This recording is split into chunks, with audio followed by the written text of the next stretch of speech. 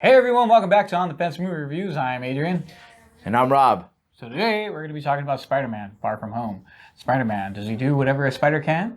Or does he get tangled in the web that he weaves?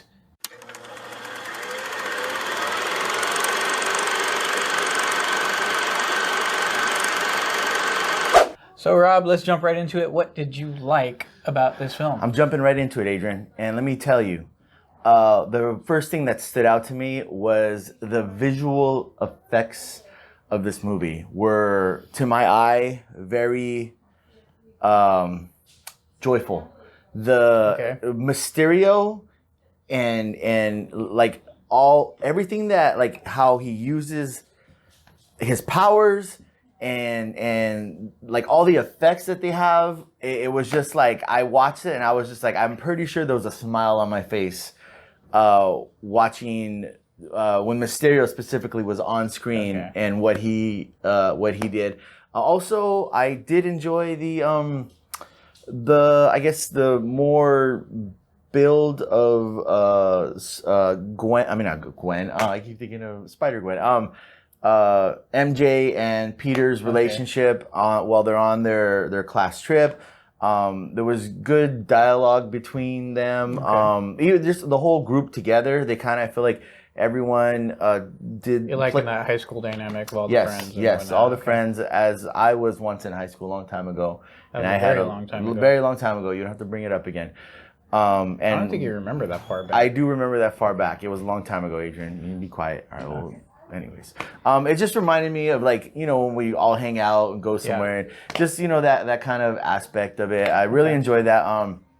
Seeing Spider-Man kind of grow as being Spider-Man, and also I'm trying to think how to say it. Just overall, his Spider-Man's arc in this movie, I really did enjoy seeing his emotion.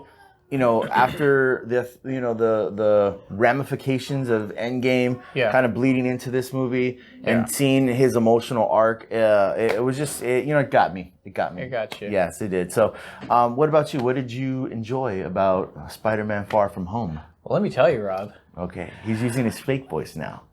Go ahead. This is how I always talk. What are you talking about? All right. All right. Yeah. I will say that I really they upped it another notch when it comes to the action. The action sequences were phenomenal. They were really great. They're actually some of the best that I've seen in an MCU film. When you say some of the best, are you saying like top 3, top 5? I would say definitely, probably top 5. Okay. All right. Just wanted to clarify that. Because when they get more into the climax stuff and when you see, like what you're saying, Mysterio use his powers and that sort of stuff, it really it kicks in, and it's really good, and it's really well done. Yes. Okay. That makes it pretty exciting to watch on the big screen, especially when you watch it on the best screen possible. It looks really phenomenal. That's what I really enjoyed. I really enjoyed, like what you said, the Spider-Man arc. Him dealing with, like what you said, loss of, I don't think it's a spoiler now if you haven't seen Endgame, I'm sorry, but I'm about to spoil it for you, with the loss of Tony Stark, his mentor. He's dealing with that loss, and now what it means to be Spider-Man, he's like growing into Spider-Man. Like he knows that he has to mature. And I like the overall idea of that, of him. But he's still in high school. So it's like him trying to, how do I become a hero while still being in high school? And I just want to be a high schooler. Right? I just want to be a teenager and live my life. But I also know I have this responsibility. So I like that aspect of the story. I really enjoyed that. Okay. Thought that was pretty good. There were some funny moments in there that were pretty good. But overall, I thought that was the things that I liked the most about the film. Some good things. Rob, what did you not like about the film? Well, here's the thing, Adrian. There are some plot holes in this movie. Okay, let's hear them. Well, I don't want to get too spoilerish just yet. Okay. But there are, and there's plot holes in every movie. But there's just some kind of, I'm not gonna say big, but just some plot holes that I was just like, but it didn't ruin the movie for me. Okay. Another thing is I'm trying to think how to. I wanted. I'm trying to think how to explain it. So I'm trying not to, because it's really hard to. Okay, fine. Well, we'll do this. What? What are we doing? We're gonna put a spoiler warning right here. Danny, put a spoiler warning. Right. Because we want Rob to be able to talk about the movie. Somewhere right here. Put a spoiler warning somewhere right there. Right, Danny? We want Rob to talk about this movie. Okay. And so you've been warned. Spoilers now. 5, 4, 3, 2, 1. Okay. So with Mysterio and him kind of like once we figure out that it's like his powers are like an illusion. And all like the explaining of like, oh, you did that. Like when we find out all these people, like the explaining of how their plan unfolded, I felt was like kind of telling me that I wasn't smart enough as an audience member to get what they were doing. And that irritates me just a little bit. Also with the glasses that Tony leaves Peter, these like super glasses that Tony wore. I believe it was in Infinity War. And was it in Endgame? He might have worn them in Endgame, I think. That just pretty much, I mean, allowed him to access all this information. I feel like Peter gave them away like super fast to someone he barely knew. Yeah. When he gave them over to when he gave them over to Mysterio, and that was just something I was just like, really, like you just met this guy. You've known him like a day, and you're giving him like this probably one of the. You didn't buy that. You didn't buy the relationship there. Yes, and that was one of the plot holes that I was just kind of like, that doesn't make sense to me. Okay. But I feel like that was like those were kind of bigger things to me that I was just like, it stuck out in my head where I was just kind of. There was one more thing, but I can't think of it right now. But I'll probably remember it when you start talking, and I'm just going to interrupt you. So, what stuff that you did not like about this movie? I will tell you while they upped the action, it was a lot more exciting. It didn't necessarily make for a better film. The reason why I will say that I liked Homecoming better was because it was more. It was better. It was better put together. It wasn't as choppy because this one, I said that I liked the idea of him trying to juggle his normal life and being Spider-Man. It kind of made me as a viewer feel like that. I'm trying to focus between two stories. And it didn't really blend very well. For me, it was like when they were focusing on the high school stuff and the romantic stuff, which I felt was the weaker part of the film, and it wasn't very good for me personally. It was like I wasn't invested and I didn't really care as much. But when they got into the Spider-Man stuff, it went going and it got really, really good. Yes. And that was very entertaining. But again, like I said, so when you have two stories going on there, basically, like if you cut it like right down the middle, that first half was really weak, and I was like kind of waiting for them to get to the Spider-Man stuff. And once they finally did, it picked up for me, and it was a little bit better. So that was like probably my biggest gripe with the film. Okay, I remember the one. This was like one of the things that I was just kind of like, it popped out to me after I watched the movie was I feel like they were making Spider-Man into like Spider Iron Man. Okay. And I don't like that. I want Spider-Man to be Spider-Man. I understand like where they're trying to go with this. Maybe he's going to be the next leader of the Avengers. I don't really know, but I want him to be Spider-Man, not Spider Iron Man. So I think that might be what Disney and Marvel are looking at. They're trying to see who is the most marketable. I don't like it.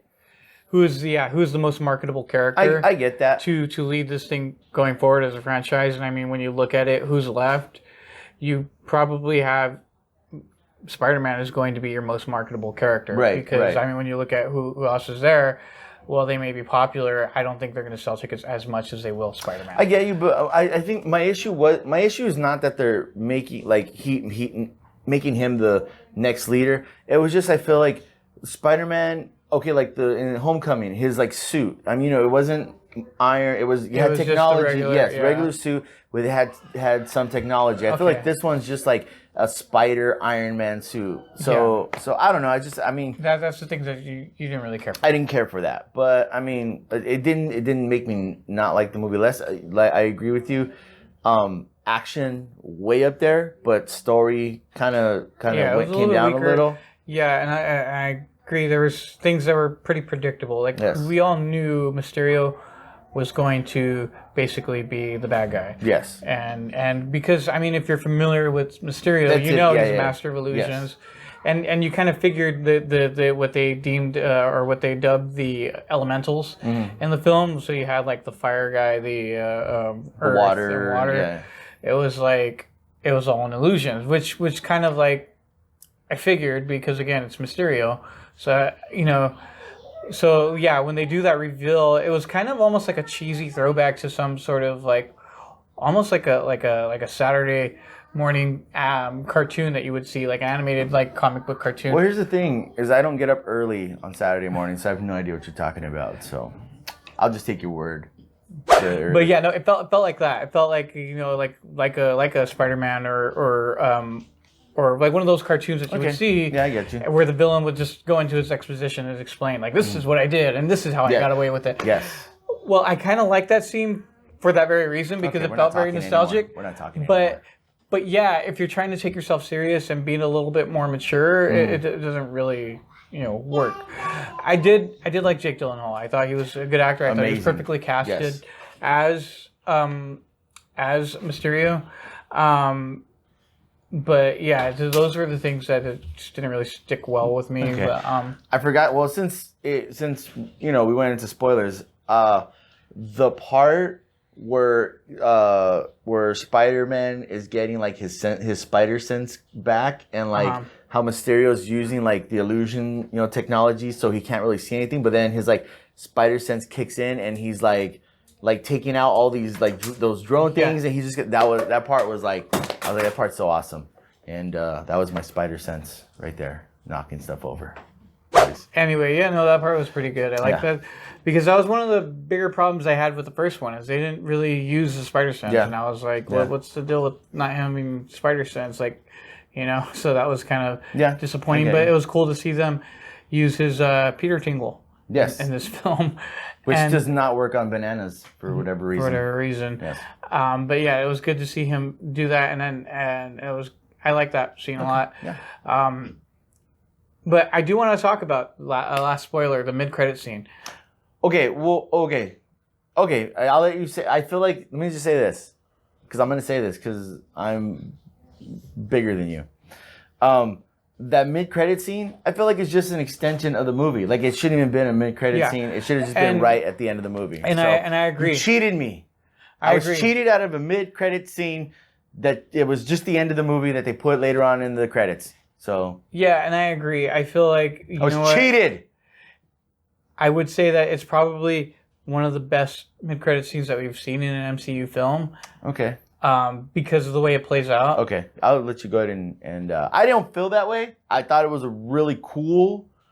It was really cool, and the audience everyone is like, but I was like, okay, that's cool. But I wasn't like, I know someone was, but I was not like no, you weren't, but you like. I was like that when a certain character showed up. Okay, go ahead. Just say what you gotta say. Say what you gotta say. But not the way that scene played out. Yeah, okay, I agree with that. It should have been at the very end of the film. That should have been like the cliffhanger climax end of the film, which would have been perfect. Yes. And then to just kind of throw it at the end in a mid-credit scene doesn't really, just end the movie like that. You know what? Maybe it was that like I've heard. I tried to stay away from spoilers before this movie came out. I heard that there was two, after the movie scenes that were just epic. So maybe my mind was just like, oh, something crazy is gonna happen. Yeah, and it was. For me, it was only like one. I thought the mid-credit scene was great. Yes. The post-credit scene, however, I thought was dumb. Yeah, so did I. I thought that was stupid. I didn't like it. And again, it's like, what are they doing with Nick Fury? I didn't. It's like they're continuing to like just kill Nick Fury's character little by little. They ruined him in Captain Marvel, in my opinion. Yeah. With the way they gave him the stupid eye patch, and it's like it just totally. Adrian, This is not a Captain Marvel review. This is a Spider-Man. I know, but when we're talking about, and so then to have this post-credit scene, and then it's like Nick Fury is a Skrull, but he's really like chilling out on some sort of vacation spaceship. Yeah, it's like a hologram. And that's the thing. It's kind of like, so has Nick Fury been a Skrull this whole time, or like what's the deal? Like how long has he been the Skrull? And the whole scene was played for a joke. So it's like, I didn't like it at all. I just thought it was dumb, and it I don't know. I agree with you. I mean, I didn't like it. I didn't see what the point of it was. But you know, it is what it is. Wasn't a fan. I did like the you mean say John Jonah Jameson. Yeah. J.K. Simmons returning as JJ. That was pretty cool. That was really cool. That was the part where I was like, yes. You know, you didn't audibly go, but you were like pointing like a maniac, pointing the screen like a maniac. It's him. Pretty much. That's what I had to deal with.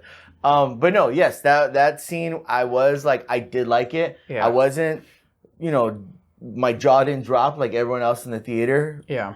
Including the person I sat next to. But I was like, that's cool. But to me, I don't know, or does that mean like is this universe gonna tie in, or was this like a one-time thing to get the fans to be like, oh, Rob, look at. And again, I think, I don't know. I think it's. I need purpose in my movies and in my end credit scenes and consistency. Yes, I don't want this nonsense. Well, anyway, Rob. So, all that being said, are you gonna get off the fence? Or are you gonna? Here's the thing, Adrian. This movie was awesome. At the same time, there was some plot holes. But what I'm gonna do is I'm going to put on my Spidey web shooters. And I'm going to fling myself off the fence. And I would go see this movie again in the theater. What about you, Adrian? What are you gonna stay on the fence, get off the fence, hang out by the fence? Are you gonna swing with me? Can I swing with you like the way Mary Jane did with? Yes, you can. I will hold you. I will hold you to my bosom and swing with you in my arms, Adrian. To the theater. I'm gonna get off the fence. I say go watch it if you haven't already. It is an enjoyable film. Like you said, it has issues with it, but I still enjoyed it. I thought it was a solid film. Yeah. But you know what? Last question I want to ask. Oh man, this is. Where are you gonna rank it in your list of Spider-Man films? I know we did our Spider-Man rankings. Where are you gonna put it? Here's the thing: is I'm gonna put it in. So there's 7 Spider-Man movies. With this one, it's 8, right? I believe so. Yes. Probably maybe 4 or 5. Okay. It's somewhere 4 or 5. I'd have to move some Spideys around and throw it in there. I'm gonna have to agree with you. I'm gonna put it somewhere right in the middle. Okay. I'm probably gonna put it right behind Homecoming. Okay. Which I think I had Homecoming at number like 3 or 4. So it would put it right behind there. Right. Because, like I said, I liked Homecoming a lot better. This one is nowhere near as good as Spider-Man 2 or Into the Spider-Verse. Which is the best of all Spider-Mans. So, I would put it somewhere like a 3 or 4. All right, that works. I'd probably need to see it a few more times before I make it a concrete list. Yeah, I got you. Before you laminate it. Yeah. Before you laminate it. Before I laminate it. That's where I'm going to have it. Sounds good. Yeah. So everyone, thank you for watching our video. How did you like Spider-Man Far From Home? Why don't you comment in the section below and let us know. Remember to click like, subscribe, share, and also follow us on social media. And remember, we'll catch you on the fence.